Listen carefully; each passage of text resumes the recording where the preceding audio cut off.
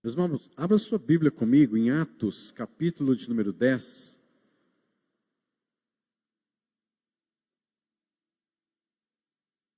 Atos, capítulo de número 10. Deixa eu abrir a minha Bíblia aqui também. O versículo que nós vamos ler é o versículo de número 33. Atos 10, 33.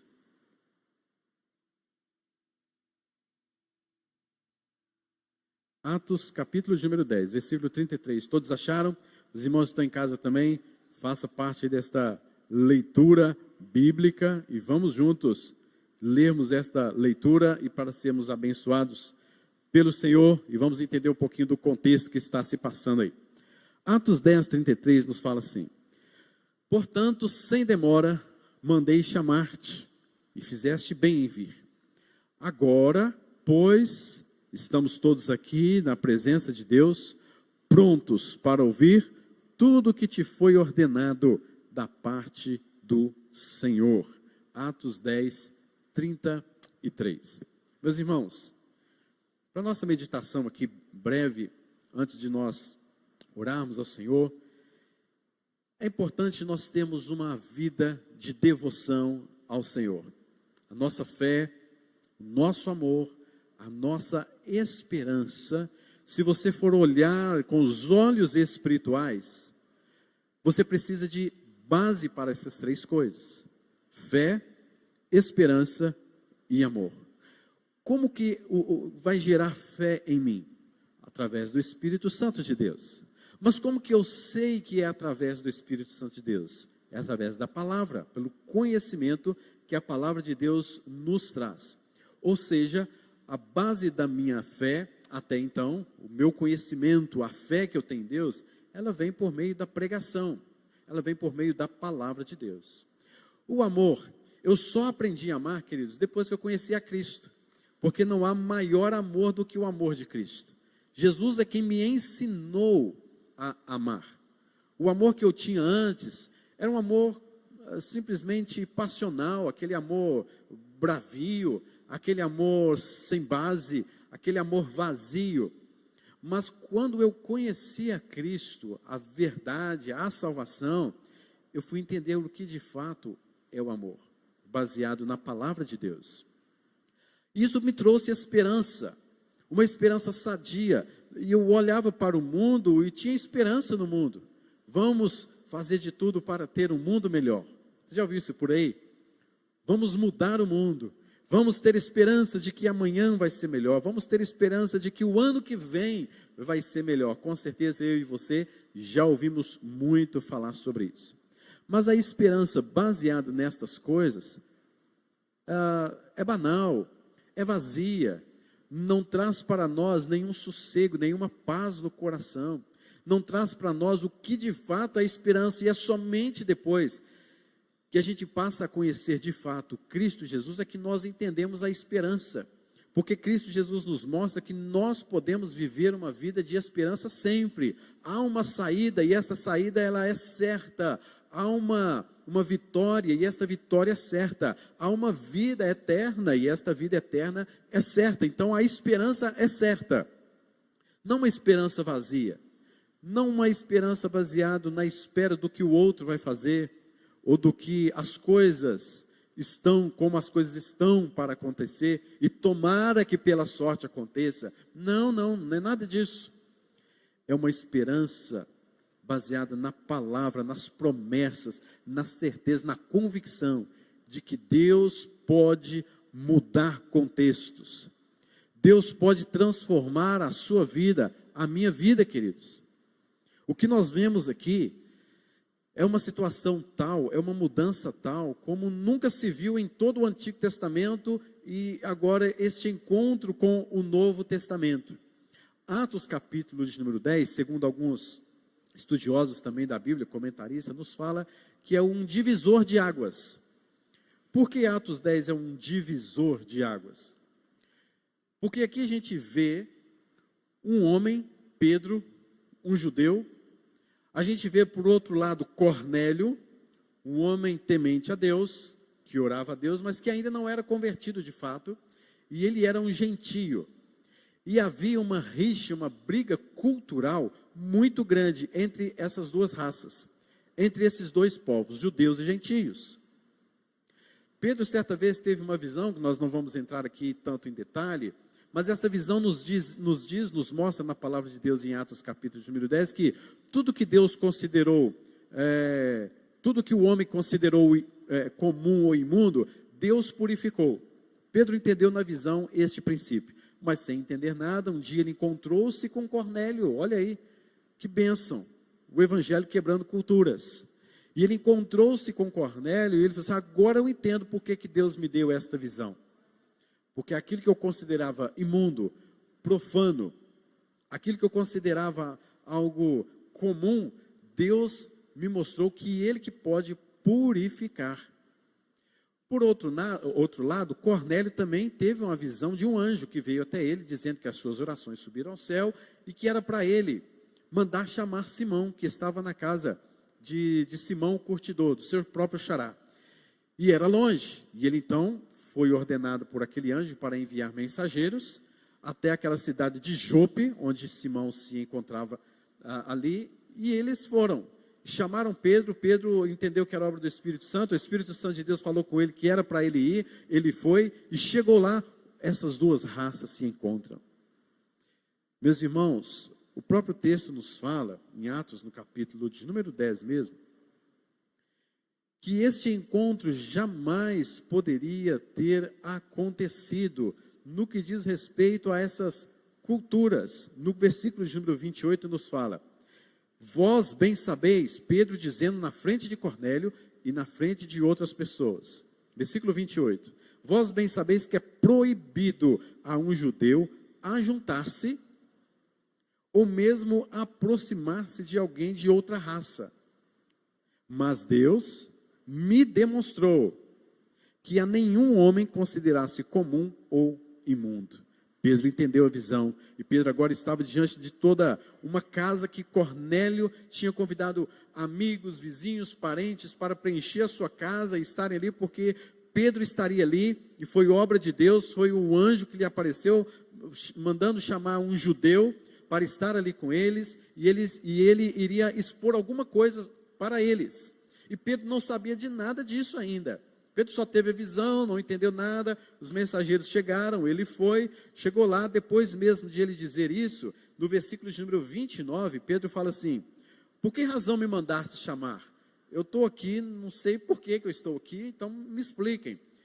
Aí vem agora Cornélio explicando para Pedro o motivo. Olha, veio um anjo, apareceu a mim, mandou chamar, porque tem algo que você vai tratar conosco. Aí chega então no versículo de número 33, que diz: portanto, sem demora, na explicação de Cornélio para Pedro, que não estava entendendo o que iria acontecer, o versículo 33 nos diz: sem demora, mandei chamar-te, e fizeste bem em vir. E ele continua: agora, pois, estamos todos aqui, na presença de Deus, prontos para ouvir tudo o que te foi ordenado da parte do Senhor. Queridos, aquelas pessoas que estavam ali na casa de Cornélio, aqueles gentios, aqueles que eram considerados como cães na visão dos judeus, que eram inimigos, que eles não poderiam se cruzar, era proibido a um judeu estar próximo a um gentio. E agora, eles estão juntos porque o Evangelho transforma, o Evangelho quebra cultura, o Evangelho quebra coração endurecido, o Evangelho amolece a mente cauterizada, o Evangelho traz boas novas de salvação. Querido, se você precisa deixar alguma coisa de lado, modificar alguma coisa na sua vida, corra para o Evangelho. Porque somente o Evangelho pode trazer transformação a um coração contrito, a um coração quebrantado. Somente o Evangelho pode quebrantar um coração endurecido pelo pecado, endurecido no seu caráter, na sua personalidade, do seu jeito de agir. Se o Evangelho quebrou uma cultura e promoveu um divisor de águas no encontro de um judeu contra um gentio, muito mais o Evangelho pode transformar a sua vida, o seu contexto, onde você estiver e da forma como você estiver. E o que nós vemos aqui, essa devoção a Deus no coração de Cornélio. Só que Cornélio Sendo homem, segundo o capítulo de número 10, versículos 1 e 2, mostrando que ele era um homem temente a Deus, que orava a Deus, mas ele ainda não era aquele homem convertido de fato. Foi aqui que ele se converteu, com a presença de Pedro, e inclusive foi batizado ali mesmo pelo Espírito Santo. O que eu acho importante aqui, o que vemos aqui, querido, na convicção da palavra de Deus é que aquelas pessoas precisavam dessa devoção a Deus. Elas tinham uma fé, mas era uma fé muito vazia, sem base. Elas tinham o amor, talvez até mesmo a Deus, mas não era o amor de Deus. Era o amor às coisas de Deus. Era um amor às bênçãos de Deus. Era um amor de um Deus conhecido, mas não era o amor a Deus. Não era algo dedicado, não era algo que lhes abria os seus corações e adoravam em espírito e em verdade a Deus. Eles precisavam de fé inabalável. Eles precisavam de um amor suficiente. Eles precisavam também, queridos, de uma esperança sadia, uma esperança que viesse aos seus corações e os transformaria. Então Cornélio, ao dizer para os seus vizinhos, parentes e amigos, está vindo aí um homem de Deus, Pedro, o apóstolo, vamos lá para casa que nós vamos ouvi-lo.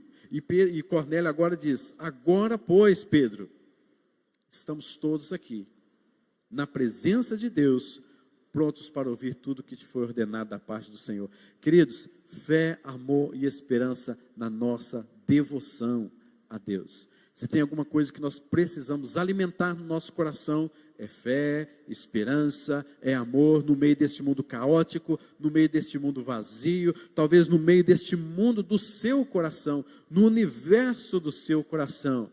Para que você não tenha uma fé vazia, um amor que não é o amor de Deus e nem o amor a Deus, para que você tenha uma esperança realmente convicta no seu coração, é necessário fazer como Cornélio e os seus amigos ali fizeram naquele dia. Se dispor a ouvir tudo que foi ordenado da parte do Senhor. Agora, pois, estamos todos aqui. É o princípio da comunhão, é o princípio da união, é o princípio da sede comunitária, de ouvir o Deus, o Senhor de todas as coisas, a nos falar. Se você deseja, querido, que a sua vida espiritual cresça, progrida, amadureça, se desenvolva, é necessário você ter uma sede devocional na comunhão. Estamos todos aqui. Como que você tem desenvolvido, querido, a sua vida cristã? Será que não tem sido apenas algo superficial demais? Porque tem havido muitos crentes superficiais nos últimos dias, e eu não falo também só superficial, como também crentes artificiais. Tem muitos crentes artificiais por aí, mas que não foram impactados pela palavra de Deus, como foi Cornélio. Cornélio era um crente superficial, no capítulo de número 10, versículo de número 1, ainda que orasse, ainda que temesse a Deus, mas ainda não havia tido um encontro verdadeiro com o Senhor Jesus. E ele estava lá com todas aquelas pessoas, desejoso de prestar uma devoção real ao Senhor, dedicar a sua vida em devoção a Deus, disposição no seu coração. Estamos todos aqui. É necessário ter disposição da alma, disposição no espírito. Todos aqui na presença de Deus. Queridos, nós precisamos entender melhor sobre a presença de Deus. A presença de Deus deve nos trazer temor e tremor. A presença de Deus é que nos capacita a viver esta vida espiritual sadia, que agrada a Deus, que o adore em espírito e verdade. E é a presença de Deus que nos convence do pecado, da justiça e do juízo. O brilho da glória de Deus é tão grande, é tão forte, o brilho da glória de Deus enche todo este universo, que no momento em que eu estou na presença de Deus, o que me resta a mim é fazer como o profeta Isaías, que caiu de joelho e sentiu até mesmo a morte, sentiu o temor, ele achava que iria morrer, tamanha era a glória, a manifestação de um pouco da glória de Deus naquele dia, naquela situação. Ele quase morreu. E nós, queridos, estamos vivendo a presença de Deus como vivemos na presença da esposa, como vivemos na presença de um filho, de um amigo, de um colega, de um parente. A presença de Deus tem que sacudir o nosso interior. A presença de Deus tem que transformar o nosso caráter. Tem que quebrar, tem que trazer contrição. A presença de Deus, o brilho da presença de Deus diante do pecado que habita em mim, tem que trazer quebrantamento, tem que trazer temor e tremor no meu coração. Observa como era o Antigo Testamento, como que Deus zelava para que pessoas não fossem destruídas ao demonstrar a sua glória e a sua presença no meio deles, porque a presença no meio do povo era também resultado de orações que alguns faziam. Deus, manifeste-se ao nosso meio. Deus, vem até nós. Nós também não oramos assim? Vem o teu reino? Ou seja, queridos, quando clamamos pela presença de Deus, você já tem que ter a convicção de que não é nada fácil. Porque você é uma pessoa pecadora, porque você é uma pessoa que precisa de Deus, porque você precisa da presença de Deus que nos traz paz, que nos traz sempre a sua doce e sublime graça sobre nossas vidas, mas é um Deus que necessita de que o temamos com toda a nossa força, porque Deus é supremo. Deus, ele está sentado num alto e sublime trono. Todo este universo que o cientista nenhum conseguiu descobri-lo por completo, cabe na palma da mão do nosso Deus. Ele é o Deus grande e poderoso. E Cornélio está falando algo aqui extremamente necessário e que estava impactando o coração dele. Estamos todos aqui na presença de Deus. Queridos, nesta noite, os irmãos que estão em casa, nós que estamos aqui, vivendo o nosso dia a dia, nós estamos na presença de Deus, aquele que vê todas as coisas, aquele que olha do céu e contempla os bons e os maus, aquele que contempla o justo e o injusto. E eu não temo em dizer que os maus somos eu e você, os injustos somos eu e você. E que se não for a graça de Deus sobre as nossas vidas, seríamos por todo destruídos. Então a presença de Deus tem que trazer esse temor no nosso coração. Ele é um Deus de paz, sim, de amor, mas é a presença de Deus que vai fazer com que a minha fé, a minha esperança, o meu amor, transforme-se em devoção a Ele, com temor e muito temor. Mas Cornélio não para por aí, ele diz, na presença de Deus, é a palavra que a gente conhece como táxi. O que é o táxi, né? Você pega um táxi, eu vou pegar um táxi. O táxi sempre está pronto para ouvir ali a sua chamada, não é isso? Precisou, ele está ali. Essa palavra no grego significa estar pronto. Estar pronto aqui, queridos, é se desfazer de toda a sua veste, de toda a sua carnalidade, de todo o seu pensamento, de tudo que é você. De tudo que é você, aquele princípio que você tem, que você sempre prezou por ele, que você sempre disse ele, esse princípio agora é quebrado na pessoa, na presença de Deus na sua vida, porque agora você está pronto. Senhor, eu olho para mim, eu não vejo nada que possa lhe agradar, eu olho para mim e não vejo nada que pode sustentar a minha fé, o meu amor e a minha esperança. O que eu preciso, na verdade, é que o Senhor ministra sobre mim o seu princípio, a sua graça, o seu poder. Então eu estou pronto para isso. É desfazer-se de si mesmo. Ou seja, é morrer para si mesmo, para ouvir e estar pronto. Queridos, nós não podemos ouvir a voz de Deus se há em mim a voz de um coração endurecido. Se há em mim a voz daquele que não está pronto para ouvir o que Deus tem a falar. Você está pronto para se quebrantar? Você está pronto, querido, para abrir mão de princípios, de valores? Você está pronto para quebrar tudo isso dentro do seu coração e dizer assim, Senhor, estou pronto agora. O Senhor já me quebrantou, o Senhor já me quebrou, o Senhor já me desfez. E eu agora estou pronto para ouvir tudo o que te foi ordenado. Tudo que lhe é ordenado, como Cornélio disse aqui, tudo que vem do Senhor, eu estou pronto para ouvir. Meus irmãos, e veja que Cornélio disse, tudo que vem da parte do Senhor, não da parte de Pedro simplesmente, não eram os princípios do apóstolo Pedro, não era o pensamento do apóstolo Pedro, mas da parte do Senhor, era o interesse muito grande nas coisas do Senhor. Nós estamos aqui à disposição, nós estamos juntos, estamos prontos, nós nos reunimos aqui, estamos aqui preparados para ouvir tudo que te foi ordenado, tudo que vem das mãos do Senhor, na presença dEle, nós queremos agora. Meus irmãos, que a nossa fé, esperança, amor, a nossa vida cristã, possa redundar nessa devoção, sabe? De desejar crescer.